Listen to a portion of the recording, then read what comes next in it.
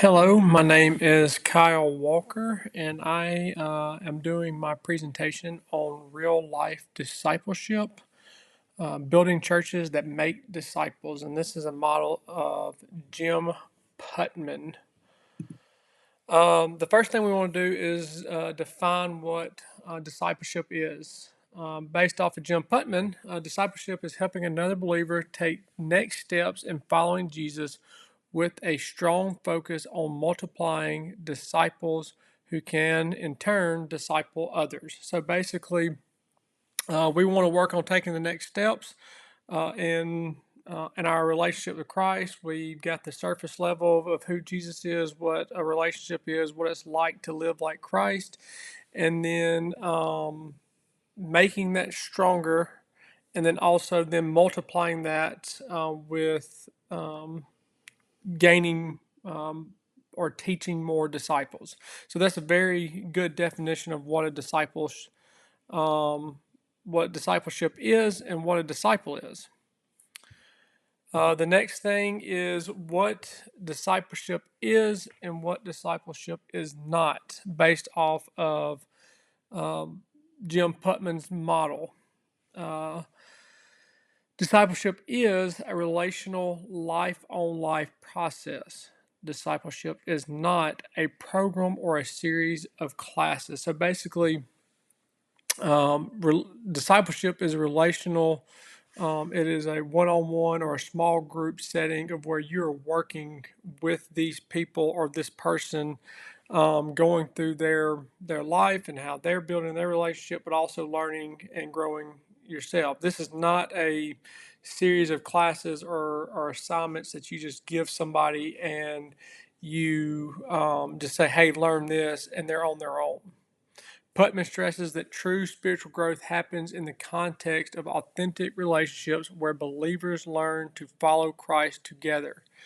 This is not a something that we do by ourselves.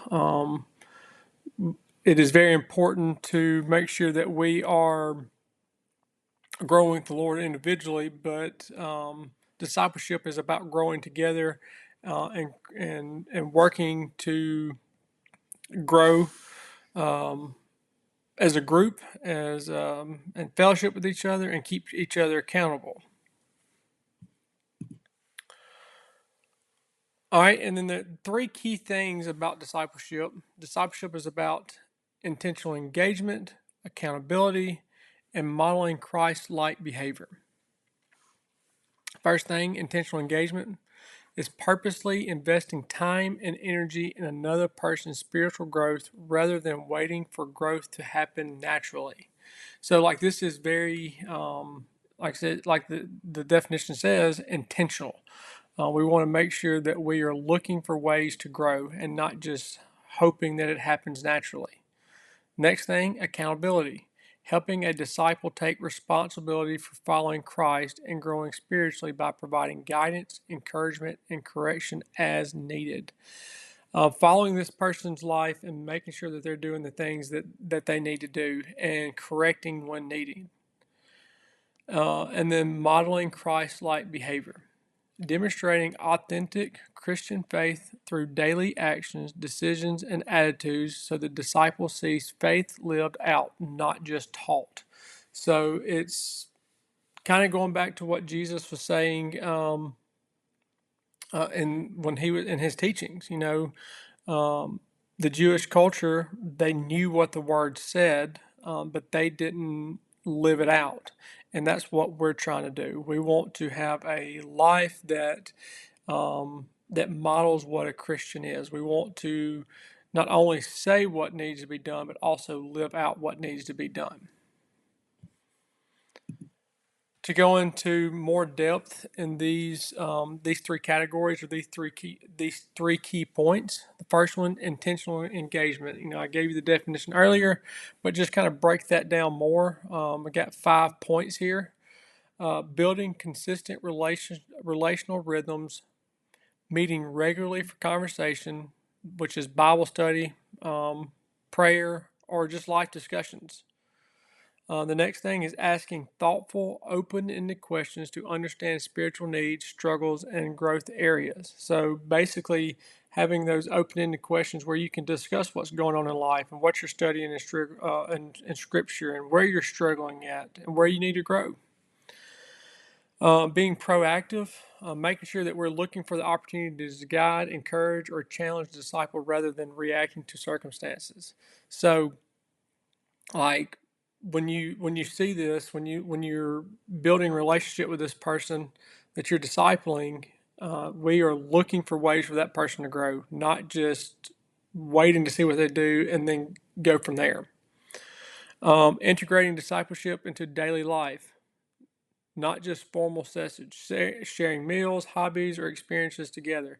So this is not just a meeting that we have on Sunday or whatever day of the week it is. Like, we're sharing life together. It's more than just a something we check off. This is very important.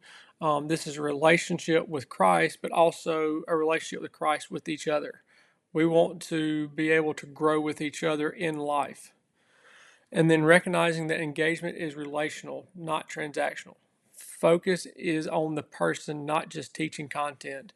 The content should come based on what we are learning from that person, how they are building their relationship with Christ, and then the content is kind of molded around them, where they need to grow, where they're struggling at. It's not just some cookie cut program or curriculum that we just follow through. This discipleship program is based on what that person needs in their life today. The next key point is accountability. Encouraging the disciple to set spiritual goals. All right, so we're going to say, hey, we're going to read this many chapters a week. We're going to make sure that we're praying so many times a day. We're going to do life updates. We're going to journal, and we're going to check in on that. It's not just to say, hey, do this, and then not check back in on them. We're going to have Bible reading, prayer, service, and moral decisions.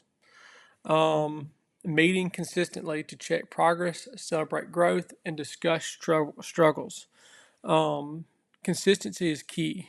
If we only meet once every 3 or 4 months, well, a lot can happen during that time. So we need to have a consistent check-in on what's going on, the progress. Well, like if there's things that need to be praised, we need to praise that, and then discuss the struggles. Discussing struggles is very important. It's not just always about the happy parts. It's always the struggles as well.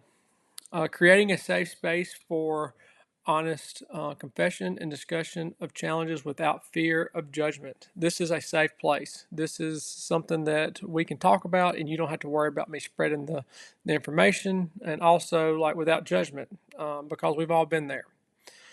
And the last part about accountability, recognizing that accountability is mutual. The mentor also models faithfulness and transparency. The mentor has to be doing right as well.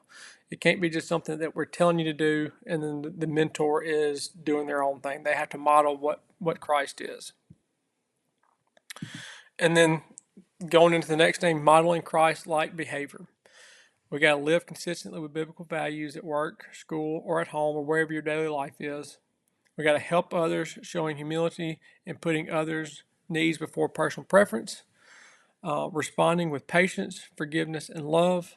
And the last thing, showing faith in practical ways, how you interact with neighbors, classmates, coworkers, and strangers. So how we live our daily life.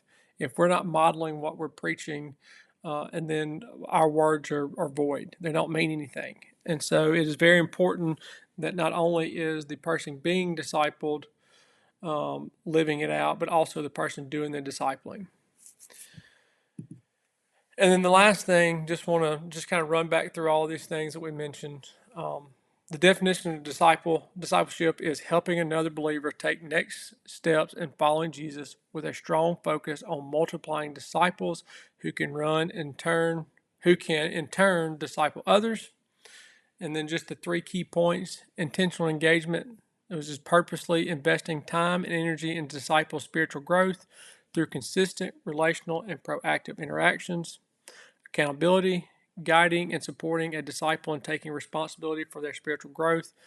through encouragement, honest feedback, and mutual transparency, and then modeling Christ-like behavior, demonstrating authentic Christian faith through daily actions, decisions, and attitudes, so disciples see faith lived out, not just talked. Thank you for your time.